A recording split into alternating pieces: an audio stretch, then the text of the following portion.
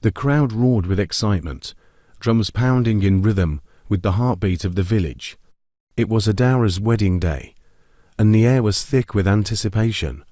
She stood at the church's entrance, glowing in her immaculate white wedding gown, the most beautiful maiden New Muick had ever known. Her betrothed, Obina, waited at the altar, his smile wide and proud. This was supposed to be the happiest day of her life. But not everyone in New Muick was celebrating.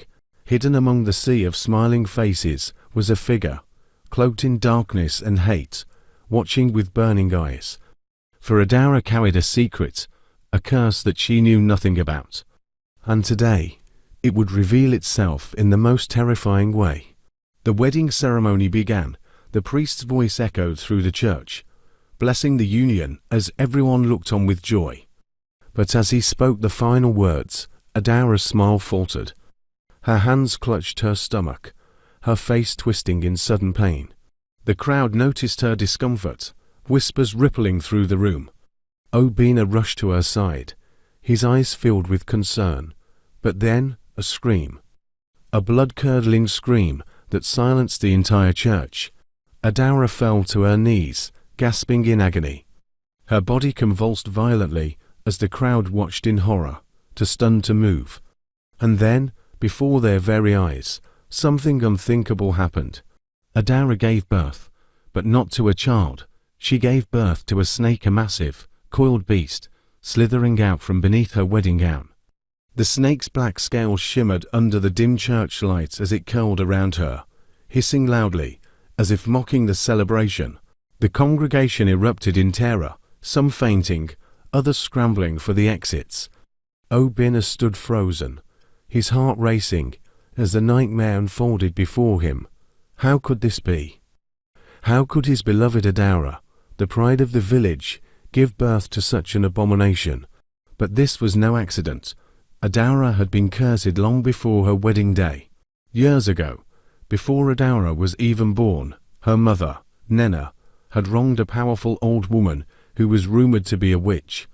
Nena, in her arrogance, had stolen from this woman. She took her land, her livestock, and cast her out of the village. The old woman had begged for mercy, but Nena showed none. In her rage, the old woman cursed Nena. For your greed, your daughter shall carry my pain. She will marry, yes, but on the day of her greatest joy, she will give birth to a creature of terror, and all will see her for what she is. Nena dismissed the curse, thinking it nothing more than the ramblings of a bitter old woman.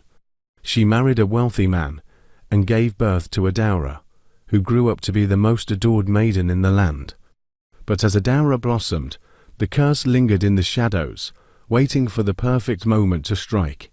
On Adara's wedding day, the curse came to life. As the snake slithered around the church, Adara collapsed, exhausted and weak. The crowd had fled, and only a few brave elders remained.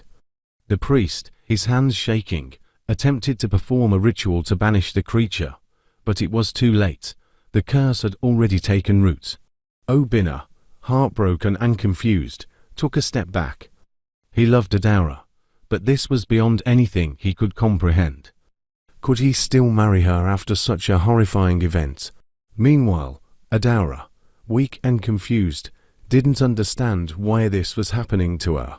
She had always lived a pure life, helping the poor, respecting the elders, loving Obina with all her heart, but curses care little for innocence.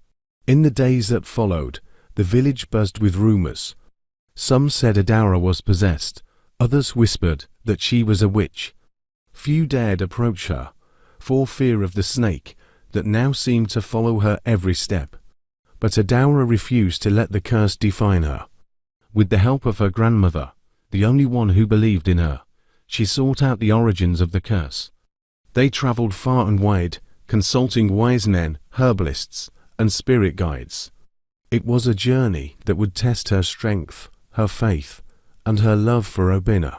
The moral lesson of this story is that the consequences of our actions often extend beyond ourselves, impacting future generations.